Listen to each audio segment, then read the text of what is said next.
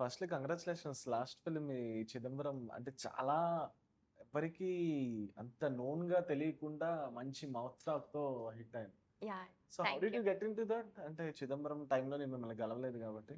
Yeah! అంటే technically నేను shooting start చేసింది అనకాపల్లికి ఫస్ట్. సో, ఫస్ట్ కాస్టింగ్ ఇదేనా?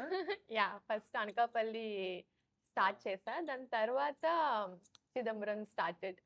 సో, బేసిక్‌లీ అలా ప్రొఫైల్ రీచ్ ఔట్ అయింది.